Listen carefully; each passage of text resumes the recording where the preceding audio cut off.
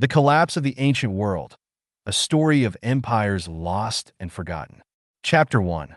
The Twilight of the Bronze Age. The Bronze Age dawned in the 3rd millennium BCE, a time when powerful city-states and empires emerged across the Mediterranean, the Near East, and beyond.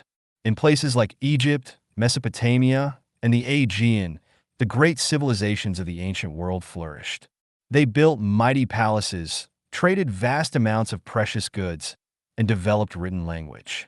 Yet by the late 12th century BCE, many of these civilizations were suddenly wiped from history, their cities reduced to rubble, their cultures buried beneath centuries of silence. It was the first great collapse of the ancient world. This narrative is sponsored by Polly Speaks For You.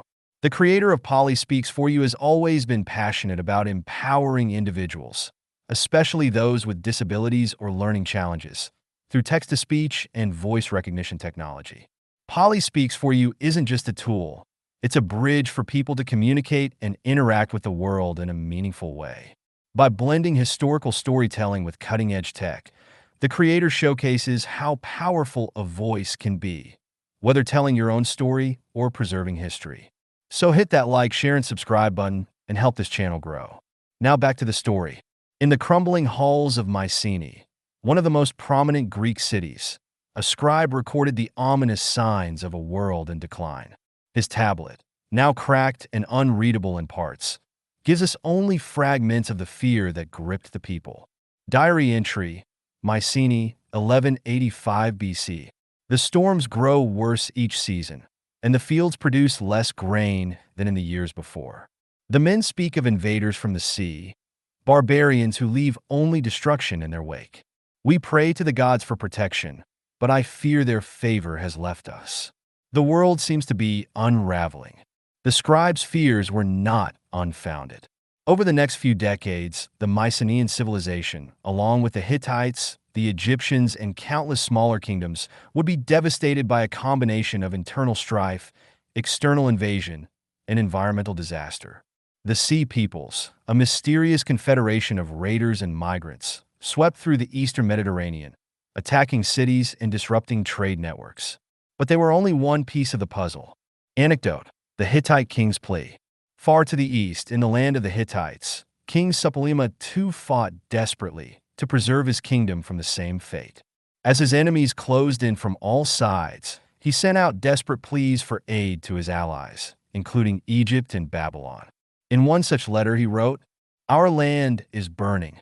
The crops have failed, and the people cry out for food. The enemies are at our gates, and we have no strength left to resist. Will you send help, or shall we perish alone?" No help came. The Hittite Empire, once a dominant power in the Near East, vanished, its cities abandoned, and its people scattered. Chapter 2. The Fall of Troy and the End of Heroes. In the West, another legend was nearing its tragic conclusion. The city of Troy, immortalized in Homer's Iliad, was among the last victims of the Bronze Age collapse. For generations, the city had stood as a powerful center of trade, linking the East and West. But like the other great powers of the age, it too fell victim to the chaos. The tale of the Trojan War, once considered purely myth, was eventually confirmed by archaeological evidence. The city of Troy had been destroyed and rebuilt many times over the centuries, but the most famous destruction, the one that ended its golden age, occurred around 1180 BCE. Reminiscence: the fall of Troy.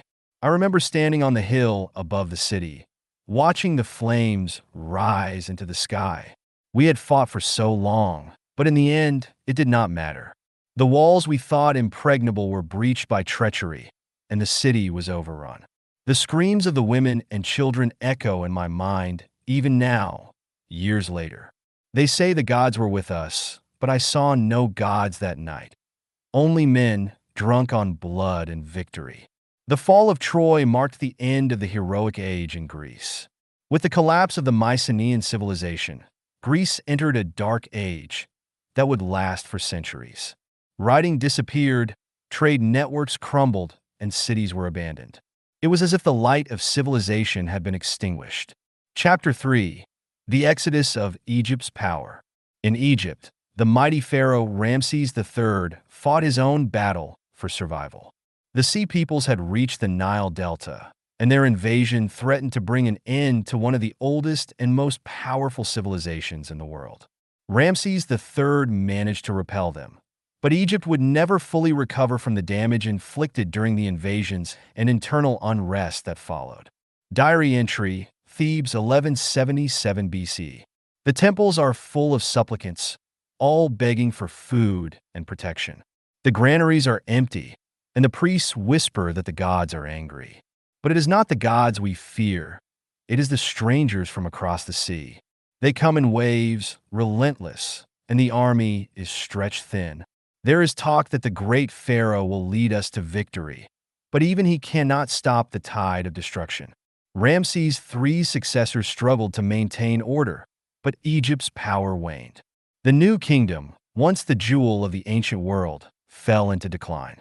Civil war, famine, and corruption eroded the state from within, and foreign powers began to encroach on Egyptian territory. Egypt, like so many others, was a casualty of the Great Collapse. Anecdote: the Assyrian rise. While many empires fell during the Bronze Age collapse, the Assyrians seized the opportunity to rise. They watched as their rivals crumbled, and with ruthless efficiency, they expanded their territory. The collapse created a power vacuum that the Assyrians were all too eager to fill. In a letter from an Assyrian general to his king, we find the seeds of their future empire. The lands to the west are weak and ripe for the taking. Their armies have been destroyed, their cities lie in ruins. With your command, we shall march and claim what is rightfully ours. The Assyrians would go on to build one of the largest and most powerful empires of the ancient world, but their rise came at the cost of those who had once ruled the region. Chapter 4: The Forgotten Civilizations. As the dust settled on the Bronze Age, many of the once great civilizations were forgotten. The Hittites, the Mycenaeans, and the Trojans vanished from history, their cities buried and their stories turned to legend. For centuries, their ruins lay undisturbed, until modern archaeology began to uncover the secrets of the ancient world. Diary entry Henry Schliemann, archéologiste, 1873 CE. Today, we dug deeper than ever before. The workers uncovered a layer of ash and burned stone. Could this be the fabled Troy? I cannot help but feel a sense of awe as I stand here, knowing that beneath my feet lie the remains of a city that lived and died over 3,000 years ago. The stories of the ancients were not mere fables. They were real, and their world was far grander and more fragile than we ever imagined. The collapse of the ancient world remains one of the great mysteries of history. Climate change, invasions, internal strife, and economic collapse all played a role, but the true cause may never be known. What we do know is that from the ashes of the Bronze Age, new civilizations would eventually rise. The Greeks, the Romans, the Persians, but the world that had been was gone forever. The Arcadians, along with many other ancient civilizations, were deeply affected by the catastrophic environmental changes that struck the Mediterranean and Near East during the Bronze Age collapse. One of the most devastating events contributing to this collapse was the 300-year drought, which exacerbated social, political, and economic pressures that were already bearing down on these ancient societies. The collapse of the Arcadians, a people devastated by drought. Chapter 5: The Arcadian Struggle. The Arcadians, a resilient people who lived in the mountainous region of central Greece, were known for their hardy nature. Their culture was steeped in ancient traditions, and for centuries they had thrived in the rocky highlands, herding sheep and cultivating what little grain they could from the soil. But no amount of resilience could prepare them for the environmental catastrophe that struck in the late 13th century BCE. The Great Drought, a climate disaster that affected much of the ancient world, is now recognized as one of the main causes of the widespread collapse of civilizations during this period. For the Arcadians, who relied on seasonal rainfall and small harvests to survive, the drought was a death sentence. Diary entry: Arcadia, 1220 BC. The rains have not come this year, nor did they come last year or the year before. The rivers are dry, the fields are barren, and our livestock have wasted away to bones. The people whisper of the gods' displeasure, but I know it is something else, something greater than ourselves. I look to the sky for answers, but the clouds are empty, and hope is fading from our hearts. The drought lasted for centuries. Its impact felt not only in Arcadia, but across the wider ancient world. In Egypt, Mesopotamia, Anatolia, and Greece, the lack of rainfall caused widespread famine, depopulation, and social unrest. Entire cities were abandoned, and once prosperous trade routes fell silent as people struggled to survive. In Arcadia, the effects of the drought were compounded by the region's harsh geography. The mountainous terrain made it difficult to store large quantities of food, and the people, already living on the margins of survival, had little to fall back on. Over the years, entire communities were forced to leave their ancestral lands in search of water and fertile ground, but many found only hardship. Anecdote: the exodus of the Arcadians. One tale that survived the collapse is that of a small village in Arcadia, where a group of families decided to abandon their homeland after years of failed harvests. Led by an elder named Cleon, they set out to find new lands where the drought had not reached. Cleon's speech to his people: "We have no choice but to leave. The gods have turned their backs on this place, and we cannot stay here to die. Our fathers built these homes, and their fathers before them, but we must seek a new home where the rivers still flow and the fields are still green. It is a journey fraught with peril, but if we stay, we perish." Cleon's group, like so many others across the ancient world, ventured into the unknown. Some found new homes in distant lands, merging with other cultures and forming new communities. Others never made it, lost to the unforgiving elements and the bands of raiders that roamed the desolate landscape in search of food.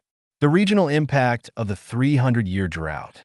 The Arcadians were not alone in their suffering. The Hittites in Anatolia, the Mycenaeans in Greece, and the Canaanites in the Levant also faced the devastating consequences of the prolonged drought. Archaeological evidence from sites across the region shows that many cities were abandoned during this period, and large numbers of people migrated in search of food and water. The drought also caused the breakdown of the complex trade networks that had linked the ancient world for centuries. The lack of food and resources led to increased warfare, as kingdoms and city-states fought over the few remaining fertile lands. The Sea Peoples, a confederation of raiders and migrants, took advantage of the weakened state of the great empires and launched devastating attacks on Egypt, the Levant, and Anatolia. Reminiscence: the fall of Ugarit. The ancient city of Ugarit, located on the coast of modern-day Syria, was one of the casualties of the drought.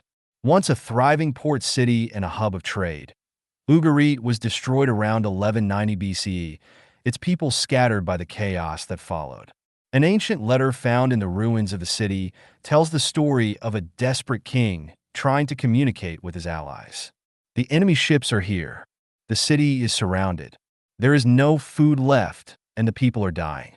We have sent messages to all our neighbors, but no help has come. The end is near." The fall of Ugarit marked the end of one of the most prosperous cities of the Bronze Age. Like so many others, it was a victim of the environmental collapse that had gripped the region. Chapter 6: Survival and Adaptation. Despite the devastation wrought by the drought, some civilizations managed to adapt and survive. In Egypt, Pharaoh Ramses III managed to repel the Sea Peoples and temporarily stabilize the country. In Greece, some city-states, particularly those in the northern regions, were less affected by the drought and managed to hold on to their lands. However, the collapse of the Great Bronze Age civilizations led to a long period of instability and darkness, known as the Greek Dark Ages in Greece and the Late Bronze Age collapse elsewhere. For centuries, writing disappeared, cities were abandoned, and the population declined. It was a time of cultural regression, but also one of slow recovery. The Arcadians, like many other peoples, adapted to the new realities of the post-collapse world. They returned to a more pastoral way of life, relying on herding and small-scale agriculture to survive. Over time, they rebuilt their communities and re-established their cultural identity, passing down their stories of hardship and survival to future generations. The lessons of the drought.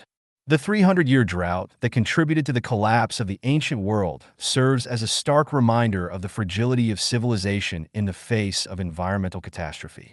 The Akkadians, Hittites, Mycenaeans, and other ancient peoples were brought to their knees by forces beyond their control. Yet, their stories of endurance, adaptation, and eventual recovery offer hope for humanity's resilience in the face of even the most overwhelming challenges.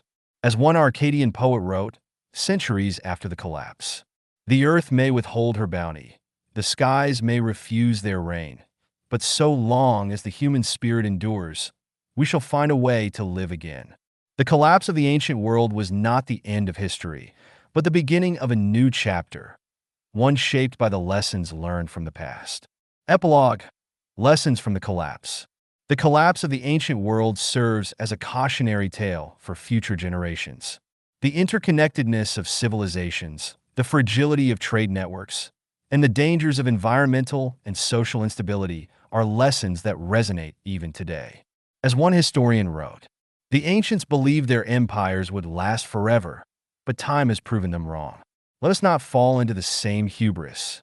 The past is a mirror to the future, and if we do not learn from it, we are doomed to repeat its mistakes." The ancient world may have collapsed, but its legacy lives on in the stories, myths, and ruins that continue to captivate the human imagination. If you've enjoyed this video, don't forget to like, share, and subscribe. To learn more about South Africa's leading accessibility software, visit www.polispeaks4u.co.za and support this meaningful dyslexic initiative. Thank you for watching.